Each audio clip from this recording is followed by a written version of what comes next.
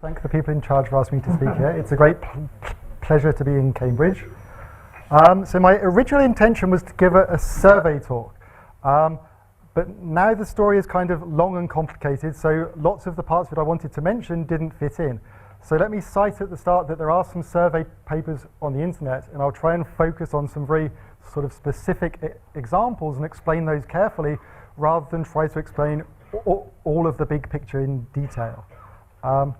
So the particular question I want to focus on is to try to understand the wild Hitchin moduli spaces by viewing them as multiplicative or non-perturbative versions of some simpler hyperkahler manifolds.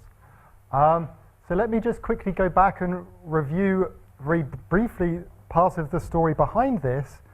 So from the perspective of algebraic integrable systems, there's lots of known examples. There are classical examples that go back to Jacobi's work on the geodesic flow on the ellipsoid, and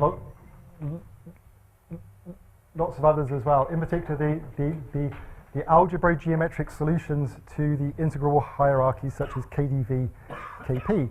And then in the 80s, Hitchin discovered a vast new class, the so-called Hitchin systems. These can be distinguished because the classical ones basically have a base curve of genus 0 and they have poles, and Hitchin looks at the case where having the base curve of arbitrary genus, but in the case with no poles. So I wanted to make the point that people should not be scared of the poles. When you look at these integrable hierarchies, you basically increase the order of the pole when you go to the next step in the hierarchy. So from that perspective, it's very natural to have poles of arbitrary order. So later on, it was possible to put all of these perspectives together, in particular in work of Boalch and Markman. I guess the date is really 1993 and not 95, but there is a large class of algebraic integrable systems which allows to have arbitrary order poles in arbitrary genus. But Hitchin didn't just prove that these are algebro-geometric integrable systems, he also said that they're spaces of solutions to Hitchin's equations and so have natural hyperkahler metrics as well. So this was extended in this work with Bickard to this full Boalch-Markman picture. So all of these often quite classical integrable systems also have complete hyperkahler metrics as well. So basically you would fix the curve and the orders of the poles and look at symplectic leaves there, and there'll be an algebraic integrable system which, if the orbits which are picked are sufficiently generic, will have a complete hyperkahler metric. So part of the question I want to focus on is that we have this vast number of integrable systems that we would like to try to classify. We would like to know which are isomorphic. So the perspective I want to sort of have a look at is try to work out a theory of Dynkin graphs for algebraically completely integrable systems, or the corresponding sort of hyperkahler space. So one particular example is this. Suppose I look at this affine D4 Dynkin graph, then naturally attached to that is the D4 ALE space constructed by Kronheimer. Now it turns out that space is an open part of a Hitchin system having 4 simple poles on the sphere for rank 2 bundles. So in this particular picture, it's not so difficult to guess what is the surface that corresponds to that graph. I mean, the 2 in the middle there corresponds to the rank 2, and the fact I have 4 legs corresponds to the fact I have 4 poles.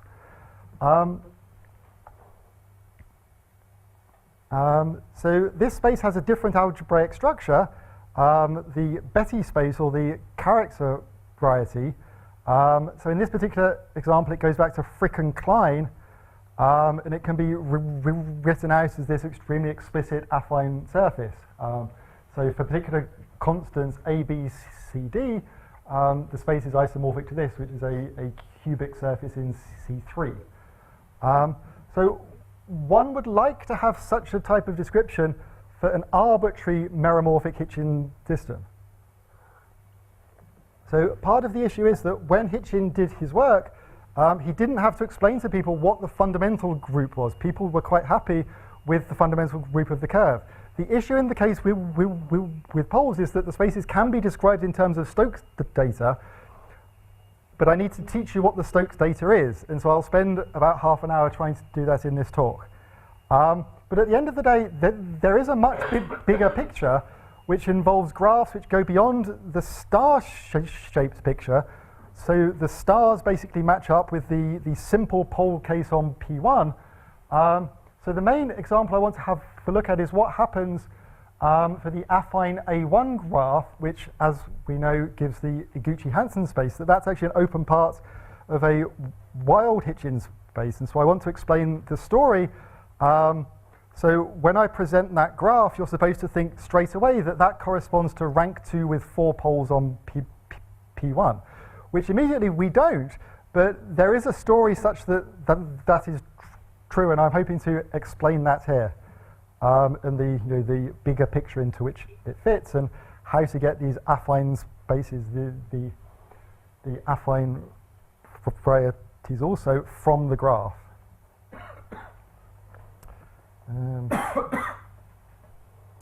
So there are various other motivations.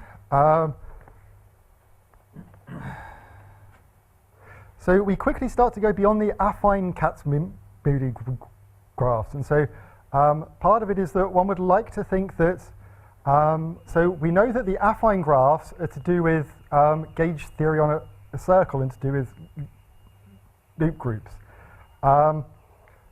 So it seems that certain non-affine root systems occur in the case with bundles on surfaces, and so one would like to have a geometric interpretation of where the non-affine Kac-Moody algebras appears, because as it is, it's pure algebra. Okay. So let me step back a bit and try to explain how to define non-perturbative or multiplicative in this picture. So suppose I have a complex Lie group G, then this has a Lie algebra, the tangent space at the identity, and so we think of the Lie algebra as the additive version of the Lie group. So if I have an element of the algebra, I can look at the exponential of this, which is in the group. So this can be interpreted as the monodromy of this simple connection having a first order pole at 0 on the disk. So this is the monodromy of this connection on the trivial bundle over the disk. But it's possible to look at the monodromy of lots of other connections also, and so I'll have an additive space of coefficients, and the multiplicative space will be the space of monodromy or Stokes data. So for instance, the multi-zetas occur. So if you look at this connection here, I fix A and B, and then look at a certain solution between 0 and 1, and expand that with respect to A and B, then the coefficients which occur are the multi-zetas. So that's the perturbative perspective. So we're more interested in the actual analytic map that takes a connection on the trivial bundle to its monodromy or Stokes data, or sort of Lie group type objects. So the simplest example to have a look at is this, just having one pole of order 2. So here I have a connection which has a pole of order 2, and I can ask what is the corresponding sort of multiplicative space that corresponds to this. And this turns out to be the Poisson Lie group that you're supposed to quantize to get the quantum group. So let me just explain that quickly, because it's generally explained in a quite algebraic way, and there is this nice sort of geometric story which is not spoken about particularly often. So suppose I look at the Poisson algebra of functions on the dual of the Lie algebra of G. That has a standard quantization, the PBW quantization, which gives the algebra UG. So what the quantum group people do is then quantize again. So strictly speaking, what they do is deform the co-multiplication, whereas on the first step they just deform the multiplication in the Hopf algebra structure. But this has a geometric picture. There's actually a non-linear Poisson manifold whose tangent Poisson bivector is the linear one that we had to start off with. And it's actually the Poisson algebra of functions on here, which is deformation quantized to give the quantum group. So let me just say, as a space, this group G star is isomorphic to the maximal torus semi-direct product of U plus and U minus. Now this fits into our story because it turns out that this space is the space of Stokes data of these connections having a pole of order 2. So the thing that is being quantized is basically the simplest space of Stokes data which occurs, and the Poisson structure which is being quantized here naturally arises from this gauge theory perspective on this disk. Okay. So there's lots of interesting Poisson spaces which start to occur by looking at spaces of Stokes data, and we would like to understand more generally what they are.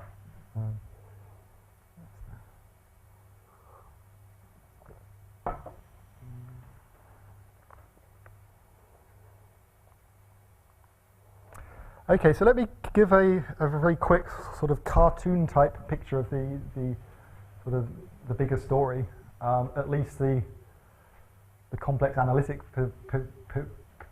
perspective and perhaps not the metric perspective. So over here, let's talk about sort of Hamiltonian geometry. So here we have things like complex co-adjoint orbits and cotangent bundles. So these are basically the spaces which occur in classical mechanics, and we can look at the various products and symplexic reductions of these. So in particular, I can take a product of M complex co-adjoint orbits and do the complex symplexic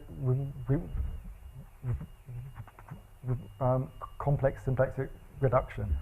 So this is basically a moduli space of connections on the trivial bundle over the sphere. So if I have elements AI in OI, which is a co-adjoint orbit in G star, I can take an M tuple of these and look at the connection, which is like D minus the sum of AI over Z minus AI dz.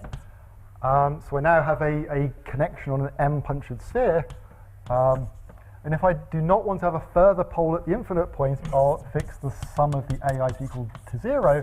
And this is precisely the moment map condition for the diagonal action of the constant group G. And so the symplectic quotient is a moduli space of such Fuchsian systems. So in particular, it's possible to look at the corresponding space of monodromy data, which in this case is just representations of the fundamental group of the M punctured sphere. So first of all, let me go upwards. I can sort of embed this in this infinite dimensional picture. So the picture I have in mind is basically the Atiyah-Bott story of looking at connections on bundles on surfaces, and this idea that the curvature is a moment map for the action of the gauge group. And so we can look at the symplexic quotient to get the moduli space of flat connections. And these give the character varieties or Betti spaces with their natural symplexic structure, and Hitchin upgraded this story to give the hyperkahler metrics as well. I'll basically only speak about the complex symplexic story with it sort of understood that behind it there is this upgrading from the complex symplexic to the hyperkahler story upstairs. Now it turns out that this can be factorized, that we can just quotient by part of the gauge group. And this is what this quasi-Hamiltonian story is all about. It's basically a multiplicative version of the Hamiltonian story that we had over here. So the basic examples are conjugacy classes in the group, and the double, which is just isomorphic to G cross G. And these have a G invariant 2 form, and this obeys a slightly more complicated version of the moment map conditions that we had before.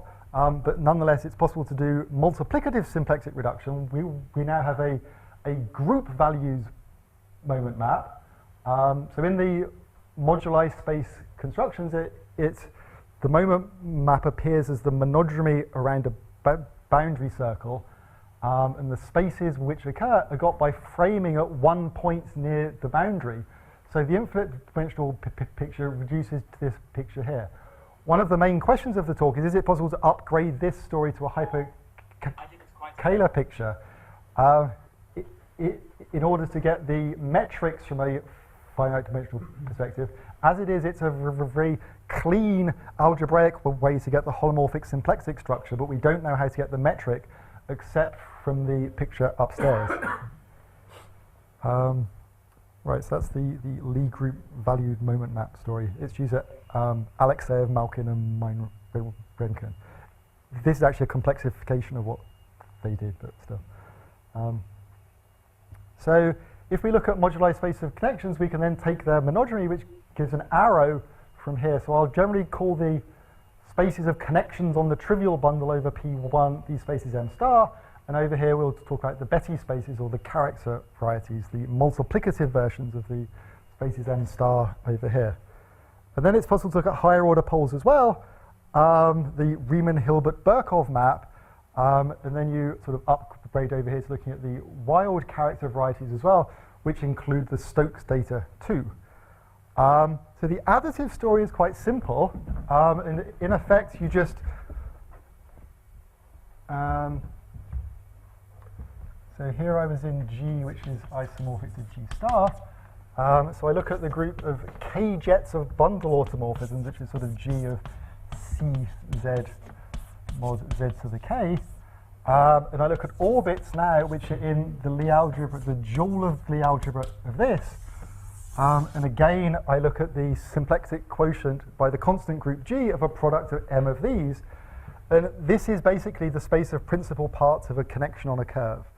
So again, we automatically get symplexic moduli spaces of connections with arbitrary order poles on the Riemann sphere. And the question is more, what are the corresponding spaces that match up with these here? And the answer is not to take conjugacy classes in the group GK, but nonetheless, the Stokes story does tell us the answer, and I'll explain part of that here.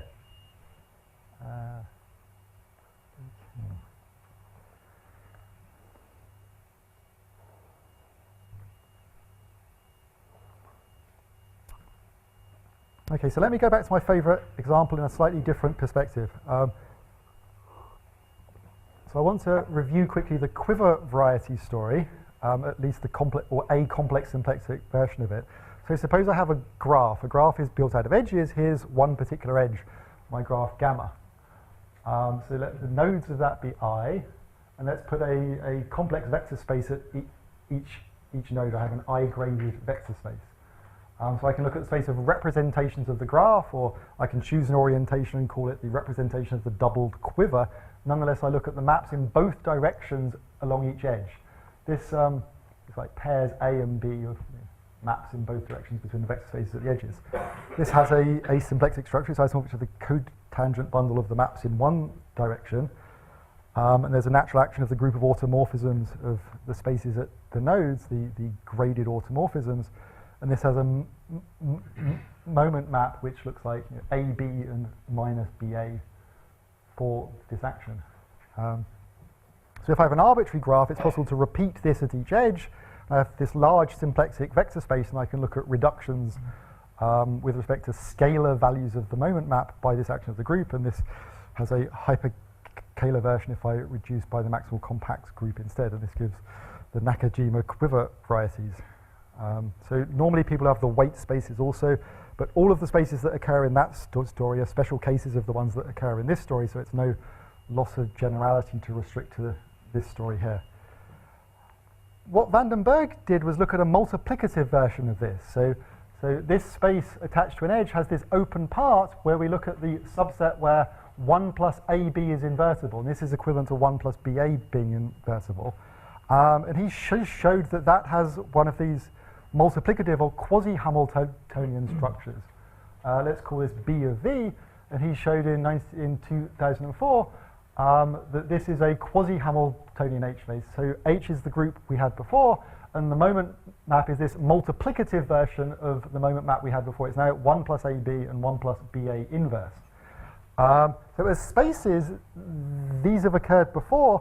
They arise in the local classification of regular holonomic D modules on a disk, just with one singular point. But the the quasi-Hamiltonian structure is due to Vandenberg. I think in this form it was actually first written down by Jan Mikauer, but yeah. Okay, so now we can imagine having an arbitrary graph and doing this on each edge of the graph and looking at reductions of such spaces. If the graph is a star, this gives the right spaces. So if I take the graph we looked at the start and did this story on each edge and looked at the reductions, so the 2 here means put a dimension 2 vector space there, and the 1 means the dimension 1. If you look at the reductions for this, reducing at a scalar at each node, you end up with this Frick-Klein surface as we did before, and so this is quite good. So in this picture, our basic question is this. We want to know what to do for affine A1. So this is a double edge. Suppose I have a double or a triple or whatever else, then what do I do? What's the definition of rep star? The naive thing to do would be to take 2 of these Vandenberg edges and put them next to each other. And then the moment map would be something like 1 plus AB times 1 plus CD. That's not the right thing to do.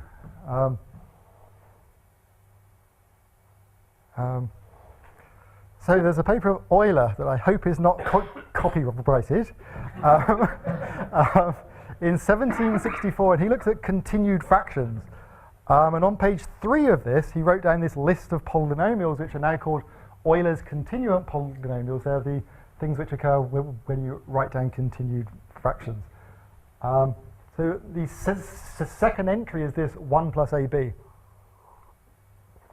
So the basic story is that the first term you take the product of all of the things which occur, and then you take out all possible consecutive pairs of letters. So like CDE is got by deleting AB.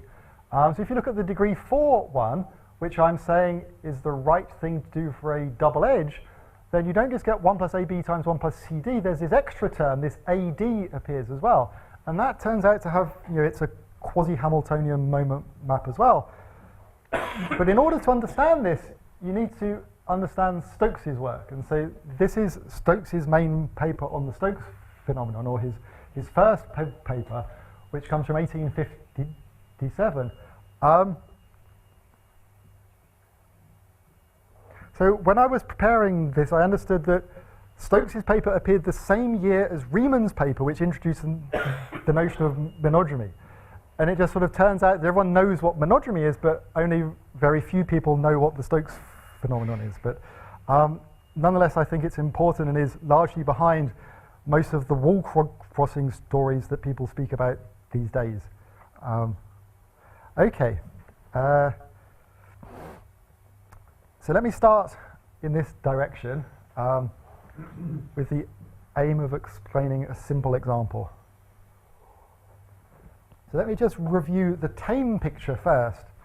People should stop me if they have questions or if I'm going too quickly or something. Okay, so let's just review the tame picture. So here we could have a compact surface sigma, and we look at the Betti space, or the character variety, which is basically the space of representation of the fundamental group into G up to conjugation, and you might refer to the affine GIT quotients here to get an actual variety. So this has an actual symplectic structure due to Atiyah-Bott and Goldman. Okay.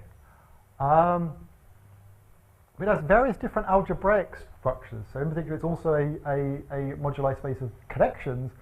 So the Riemann-Hilbert correspondence says it's also isomorphic to the de-Rham space, or the space of isomorphism classes of algebraic connections on G bundles on the curve. Here, because it's compact, algebraic and analytic doesn't make much difference, but it will in a moment. So the next step would be to look at the case with marked points, and then we can just look at the fundamental group of the punctured curve.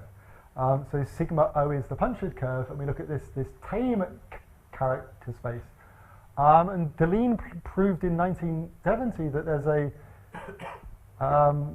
he proved there's an equivalence of categories, but that implies there's a bijection of isomorphism classes between these conjugacy classes of representations of the fundamental group of the punctured curve with the isomorphism classes of algebraic connections, with this extra condition that they have regular singularities at each pole. So this basically means that there's an extension of the bundle across the pole in which the connection has a first order pole. So in a curve, its first order pole is equivalent to being logarithmic, and that's the condition we want here. So he's really only looking at connections which have poles ordered to 1, and these are captured by the representation of the fundamental group of the punctured curve. And these have an actual Poisson structure, and the symplectic leaves are got by fixing the conjugacy class of monodromy around the punctures. So then we can just forget this condition and just look at all of the algebraic connections on the open curve, and we then get this infinite dimensional sort of Poisson scheme. But it turns out that the symplectic leaves are finite dimensional, and it's those that we want to have a look at. These are got by fixing the irregular types to start off with. We reduce to things of finite dimension by fixing the irregular type, and then we look at the symplectic leaves within that by fixing the conjugacy class of formal monodromy. But let's just look at the irregular types to start off with. So the general story is that the irregular types are sort of Lie algebra valued functions, and they're such that they take values in a Cartan subalgebra of the loop algebra. The simplest case to look at is the standard Cartan subalgebra, which is basically the diagonal subalgebra. So Q is just a diagonal matrix valued meromorphic function. So T is a Cartan subalgebra. And we choose an element Q like this at each pole, and then we restrict to the connections whose irregular part, so dq will have poles of order 2 and more. So the irregular part, the connections are always isomorphic to something like this, where it has a logarithmic part, holomorphic terms, but it's always possible to fix this irregular part basically to be in a Cartan subalgebra. The twisted parts here, so there are a non-conjugate Cartan subalgebras in the loop algebra because C double bracket Z is not algebraically closed. You can always pass to a cover to straighten out, but there is this slightly more complicated story of non-standard Cartan subalgebras, and this is what occurs if you have a nilpotent leading term in your connection, but everything works out the same, and it's possible to it's enough to understand what's happening for the straight Cartan subalgebra, so let's just stick to that. So we end up looking at connections like this. When the tame picture we looked at before, that just meant that we took the irregular type to be equal to 0. So we're extending that picture by looking at these other finite dimensional moduli space of connections which have these fixed irregular types as well. So these have natural Poisson structures also, and this is what I will call the wild character variety. So basically we need to fix this boundary data consisting of the Q and this matrix lambda, which is such that it commutes with Q, so it's basically a block diagonal matrix there. So there's the question of how should we think of the extra data? So the lambda we think of just as in the usual tame picture. So basically we need to fix the real and imaginary parts of the eigenvalues and the parabolic weights as well. But it turns out that the Q behaves completely differently, and the Q behaves like the moduli of the curve. And so it's natural to put the Q in with the curve at the top, and this leads to new types of braiding, and is basically the natural outcome of the isomonodromy story, that we should vary Q just as if it's like the moduli of the curve and the positions of the poles as before. So that's the definition of a wild Riemann surface or an irregular curve. If you look at the Fuchsian case that we looked at over there and do the Laplace transformation, then it's clear, or it's known in that case that the positions of the poles match up. On the other side, there's a pole of order 2, and the coefficients of Q there are the positions of the pole.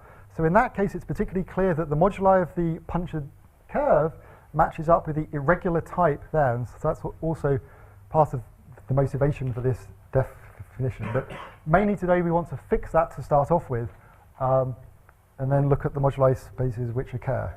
So let me go back to this example. I just want to fix a very simple irregular type on a disk for the group GL2. with an irregular type which just has one term and distinct eigenvalues. So I've got this Q is just A over Z to the K, where A is this diagonal matrix with entries A, B. And we want to try to understand what the Stokes data is there and what the moduli spaces are which occur. So let's draw a picture of our disk. So we have connections which are locally isomorphic to, which are isomorphic to connections with irregular part dq, and then you add on the rest of these terms as before. So it's known that these have bases of solutions. They have formal fundamental solutions of this form. There's a G values Laurent series multiplied by Z to the lambda e to the Q. So the bit which grows or decays the most will be this e to the Q. So I've got things like e to the A over Z to the K and e to the B over Z to the K, which occurs here. So when Stokes was looking at this, he had this idea to draw what I call a Stokes diagram. So as you're at the pole and you have a look out, you've basically got e to the Q1 and e to the Q2, one of which will grow and decay and the other one may not. And so as you turn around, these growth and decays change. So he drew this picture to indicate, suppose here e to the Q1 decays and e to the Q2 grows, and these will switch over on certain distinguished directions, the Stokes directions. So we get this Stokes diagram which indicates the growth of the most dominant term of this solution. That's part of the the main geometric picture which occurs in this situation. This is the picture for k equals 3.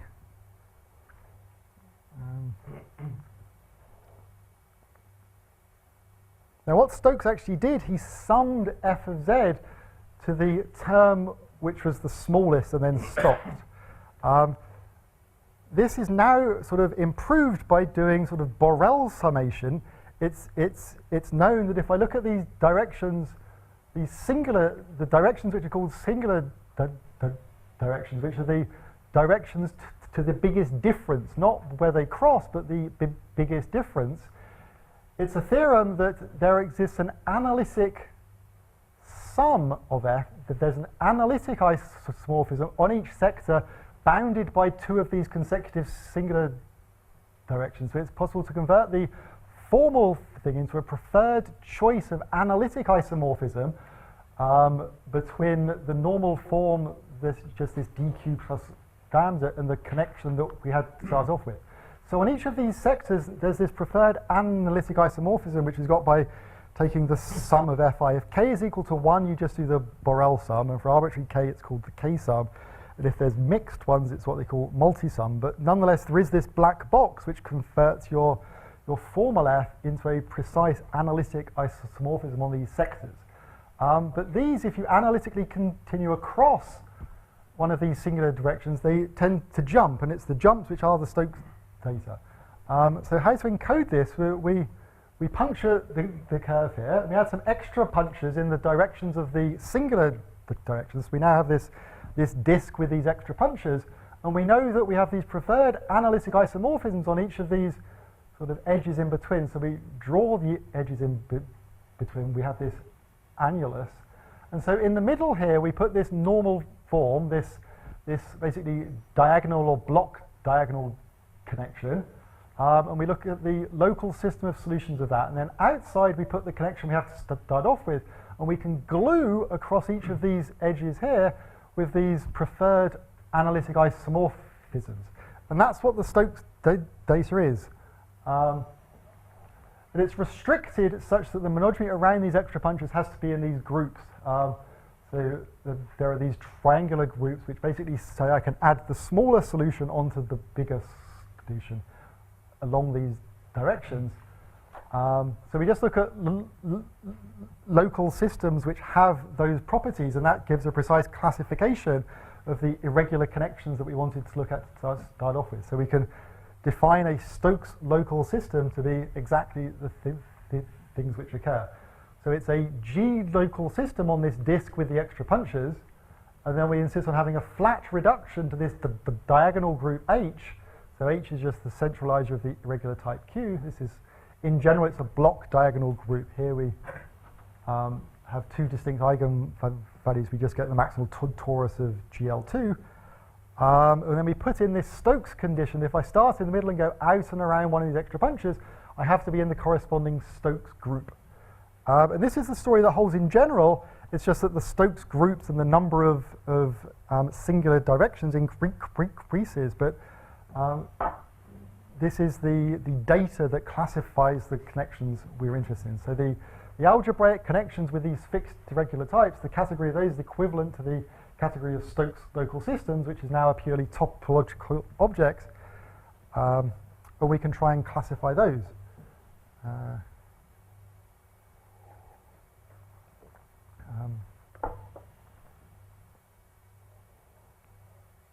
Okay, so we can classify these very easily. It's just some space of flat connections on a punctured disk.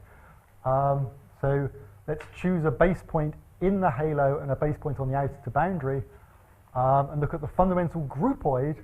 So the homotopy classes of paths which start and end at one of these points. So I can have the path like that, and the paths around the extra punches and around the puncher in the middle, or things that go around here as well.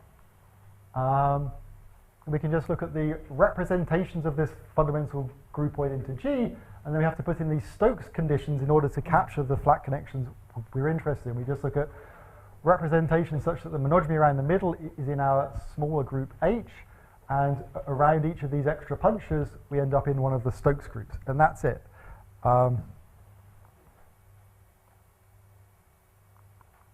Okay, so the key point is that we've now sort of passed up into this quasi-Hamiltonian picture. It's a slightly framed moduli space because we have these base points here. And so this is a quasi-Hamiltonian G cross H space. I have an action of G from the framing which was chosen there, an action of H from the framing which is chosen there. And the monogamy around inside is a map to H, which is the moment map for the H action, and a moment map for the action of G is the monogamy around the boundary on the outside. So I now have this smooth affine variety with a action of the group G cross H. It's possible to get the algebraic, the symplectic structure on the reductions algebraically from the quasi-Hamiltonian 2 form here. Okay, but it's very explicit in this example. It's just the product of G cross H cross the Stokes groups, and it's clearly a smooth affine variety. So now we want to play with this a bit to try to get back to our question of finding out what the multiplicative version of the Iguchi-Hansen space is. So I sometimes call this the fission space because it gives a natural way to reduce the structure group from G to H. I basically have this annulus which has a G boundary and an H boundary, and the Q gives a way to reduce the structure group from G to H, the centralizer of Q. Okay, so explicitly I can label a point of this as just CSH, where S is the Stokes data, and the moment map in these coordinates is this product here, and it's just H inverse, where H is in H here. That's the formal monogamy. So now I want to take my disk and I want to glue a disk on the back with no poles at all. So in effect, I'm looking at irregular connections on a one-marked sphere. This is what the quasi-Hamiltonian reduction does. I just reduce this space A of Q by G. So look at the mu G inverse of 1 coadjuted by G. And that is a framed moduli space on the sphere with one marked point with the same irregular type that we had before, and we'll call that space B of Q. So it's a reduction of the space that we had before, and the reduction is just this gluing of a disk on the back. So we can write that down explicitly. We have this condition that the product is equal to 1, which is the G moment map here. Okay, so what does this look like explicitly? Well, I just write down what it is. So if I peel off an S from this end and the H and an S from this end, it just says that this product here is in this sort of big Gauss cell. So I'm looking at these sort of 2K minus two tuples such that the product of these triangular matrices, they alternate between upper and lower triangular. This has to be in this big Gauss cell. And everyone knows that, well, it's well known that that corresponds to just looking at the subset where the 1-1 matrix entry is non-zero. So now suppose we did this for k equals 2 and look at what this 1-1 matrix entry is, we just get this 1 plus AB, which is what Vandenberg had. And so we're quite happy. We have a sequence of spaces which generalizes the 1 plus AB that we start out with for the single edge. And it's possible to prove that the quasi-Hamiltonian structures match up as well, that the one that comes from the Stokes picture matches up with Vandenberg's one, but we also have this sequence of spaces afterwards as well. And we can try and work out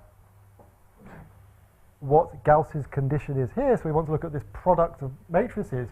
And this is also well known that the 1-1 matrix entry of this is Euler's continuance applied to the matrix entries. And so we see that Euler's continuance are group values moment maps. So after lots of years, we now understand better what Euler was doing, that he's actually playing with Lie group values moment maps.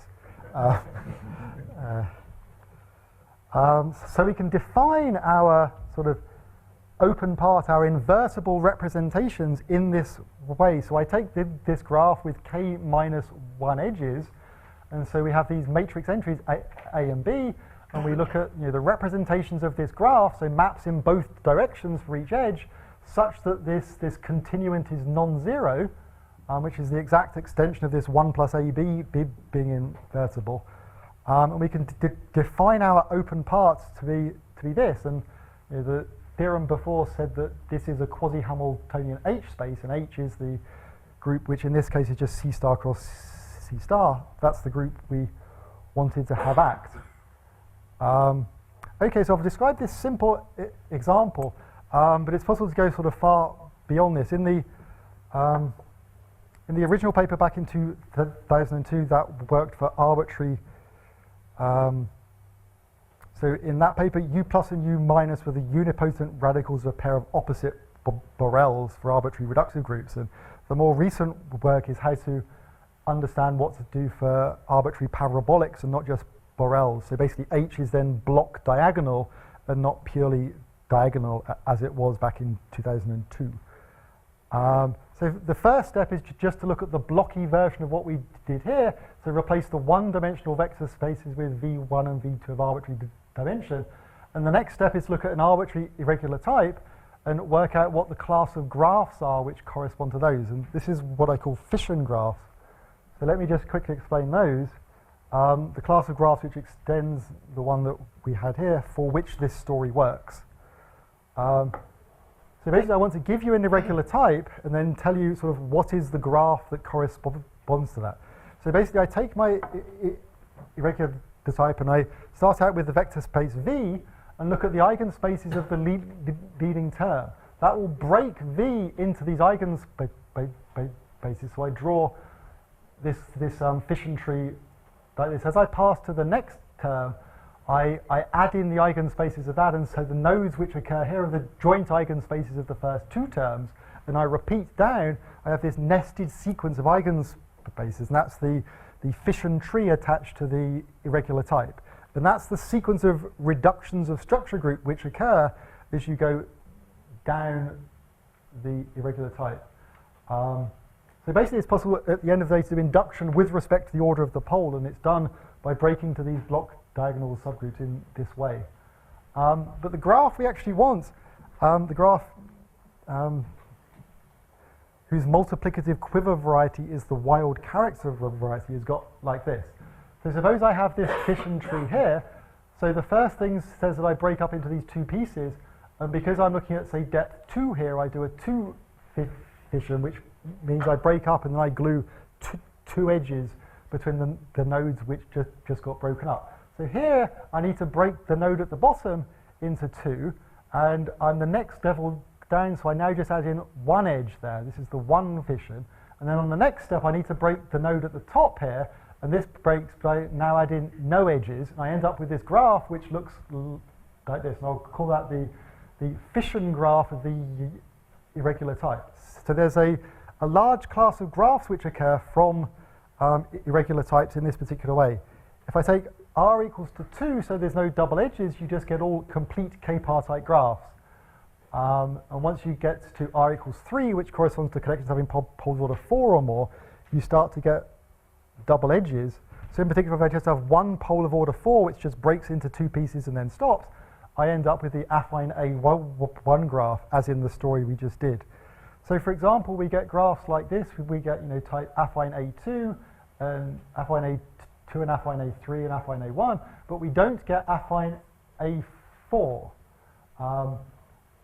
Which I think is an explanation of why there's no ALG space of type A4, or in a different language, why there's no Pan-Lavey equation with affine Weyl group of type affine A4. Okay, and there's also a simpler description of how to get the graph directly as well. It's just, there's an explicit way to describe the number of edges. Okay, so this gives the quasi-Hamiltonian space, and then to get the space we're interested in, we look at the reduction of this.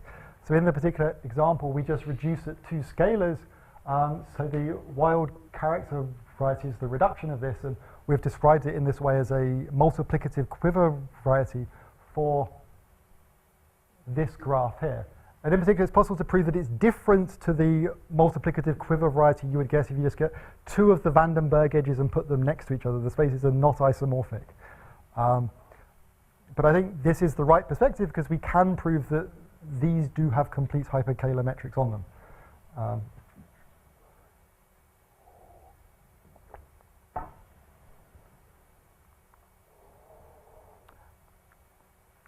So in particular, I look at the example of affine A1, then the Stokes description gives this, that was first written down by Flashko and Newell in the 80s, I think. So this should be viewed as an irregular analog of the Frick-Klein surface. So this gives an explicit description of what the underlying sort of complex simplex manifolds are in this sort of multiplicative version of the Iguchi-Hansen space. And the B is the parameter, which one thinks of as the same way as the parameter in the Iguchi-Hansen space.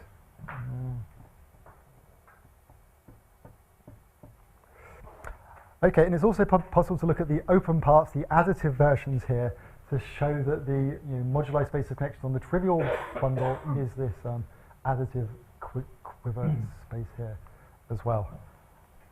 Okay, so the picture we get is that there are these additive spaces. There's a Riemann-Hilbert-Birkhoff map which maps to these multiplicative spaces, the wild character varieties, which in certain cases with just one irregular pole can be described as sort of multiplicative quiver varieties.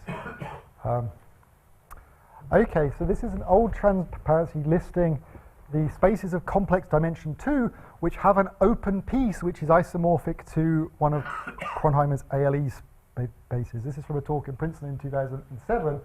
So in particular, all of these, the ALE spaces arise as moduli spaces of connections such that we do have this multiplicative space as well. But as I indicated before, we have to stop that we don't get affine A4.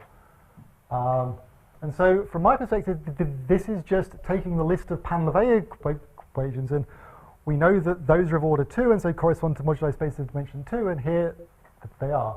The ones at the bottom don't fit into that story, but it's possible to see what they are directly. Cherkis and Kapustin had looked at these apart from the type A ones. Somehow their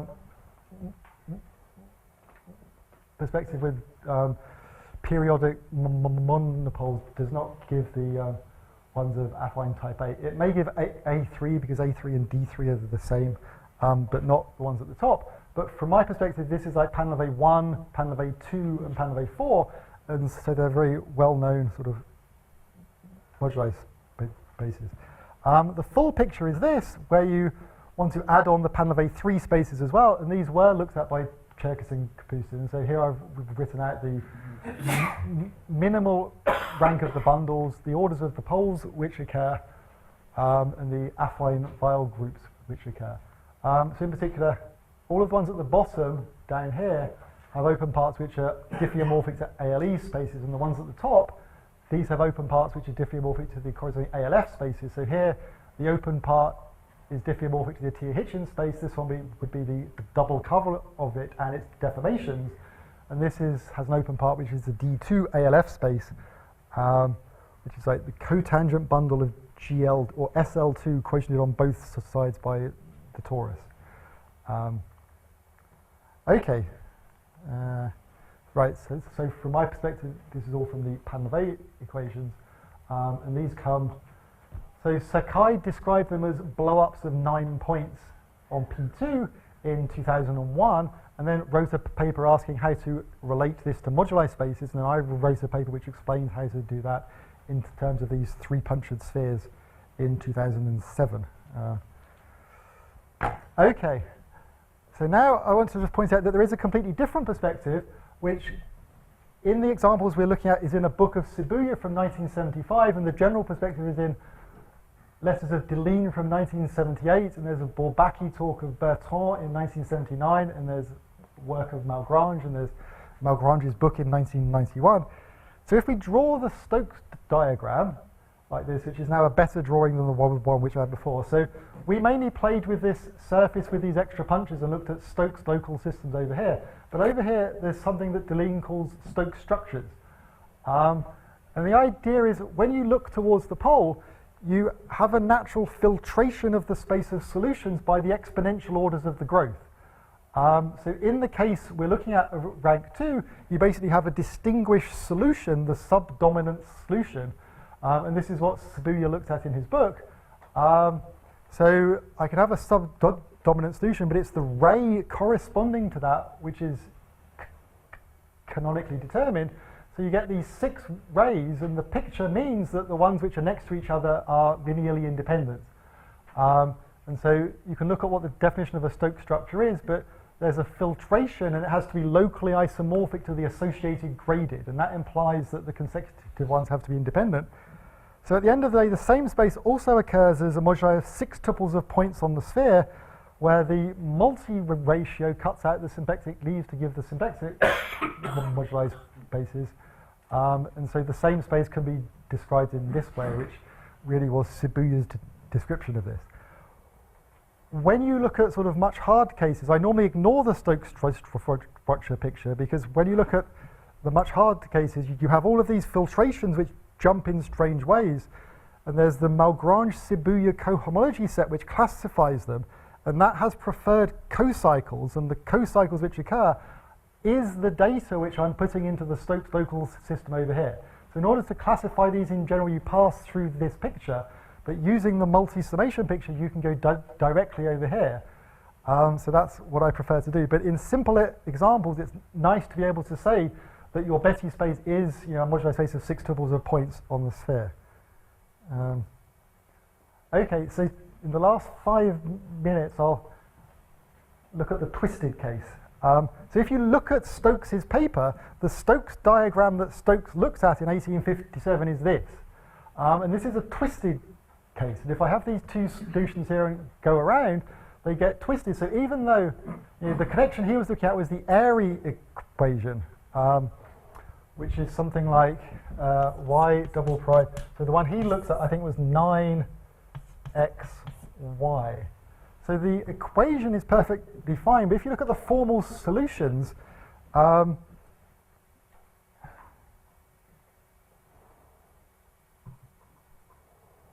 you get things like q is equal to plus minus 2x to the 3 over 2.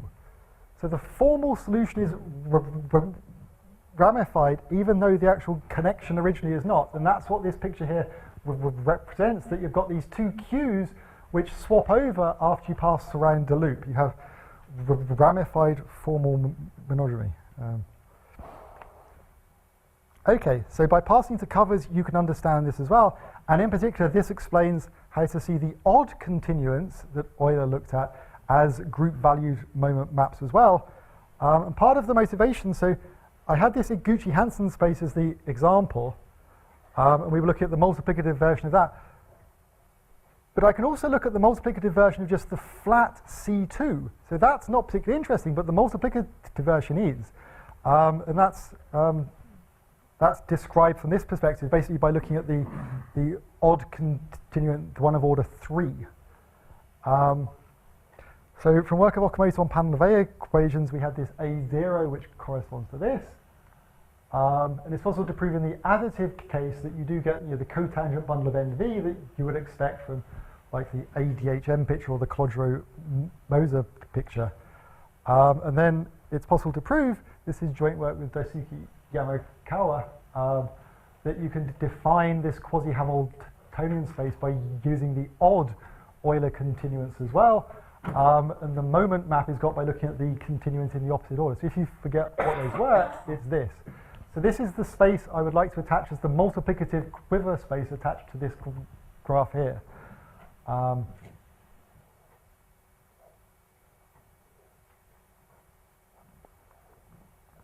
it has this open part, which is the multiplicative commutator that we normally think of in terms of a one-puncture elliptic curve. But the fact is that this occurs as an open part of this, and so there's this sort of different way to think of the space which occurs from the one-punctured elliptic curve. So if d equals 1, the reduction is trivial, that C star acts trivially, and so this actually is a description of what the Panelet 1 Betti space is. It's this surface, and so that is an explicit description of the underlying variety, which is the multiplicative version of just flat C2. Okay, and it's possible to go further down this road. There's reductions of this, and then it's possible to do this for multiple loops as well. Yeah, there's a whole story. And then we've worked out how to do the arbitrary twisted picture. If I have an irregular type, which is in one of these twisted Cartan subalgebras, there's a purely algebraic sort of quasi-Hamiltonian construction of the algebraic symplectic structures there. From the analytic perspective, it works the same as in this paper with Bickard, but there are slight differences in the quasi-Hamiltonian picture, that they're twisted quasi-Hamiltonian spaces, but I don't have time to explain that here. Okay, let me just present some pictures to end. So one can play with these Stokes diagrams a lot. Suppose I look at the affine A2 space. So this is a well-known sort of hyperkahler 4 manifold. The Stokes picture of it is this. This is the Stokes diagram that corresponds to this. So it's a certain rank 3 connection having a pole of order 3. And you get this picture here. Now this picture occurs in lots of places. It's possible to buy a mug or a t-shirt which has this picture on. For instance, one can look on the internet and you get these pictures here, which have a picture of one of our favorite hyperkahler, or the symbol that represents one of our favorite hyperkahler manifolds. I hope I don't get sued for this if it's copyrighted. If you look at the LMS webpage, you see this picture here, which is basically the Stokes diagram for a certain hyperkahler 24 manifold. If you think about it, if I calculated correctly, it's related to 10 points on CP2, this picture. Yeah, and so let me end with a slightly more serious question, with a quick question. So we had this analytic construction of these sort of new complete hyperkahler metrics. And then we had this sort of algebraic way to have a nice finite dimensional way to construct the holomorphic symplectic structures. And as part of that, we had these fission pieces. And if we glue them in a descending way, we get these spaces which have the hyperkahler metrics. But I can glue in lots of different ways as well. For instance, I can take my surface over here, an elliptic curve, and have an irregular pole here with a Q with just 2 eigenvalues of multiplicity, say A and B. And this will break the structure group to this block diagonal subgroup GLA cross GLB. And I can glue these onto other surfaces, for instance, as in this picture, and I will get a perfectly good, complex symplexic algebraic moduli base there. And so one would like to know, is it possible to do a gluing like this analytically as well? So maybe I'll leave that as a question and stop there. Thank you.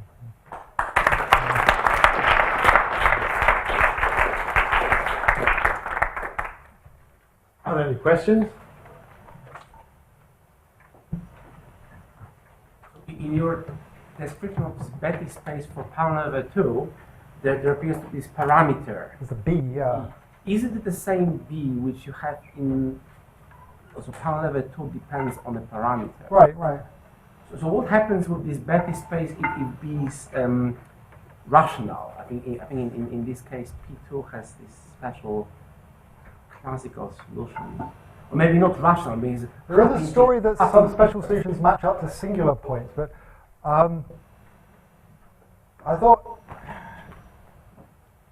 I think it's parallel but easier to what happens for Panové 6, and I sort of forget what's happening for Panové 2. But I think everything is known there. That there's a certain case here, I think, if you take b squared to be -1, that the space is singular, and then the metric is not complete. But once b squared is not -1, that you do get complete hyperkahler metrics, and therefore all of the rest of the story goes through. And so you mentioned this sequence of Euler had to do with continued fractions. Yes. So do you see continued fractions in your picture? Well, you see it's like the top and the bottom of them. To actually get the fractions themselves, I would have to think about it. Not immediately. More questions? If not, then let's thank the speaker.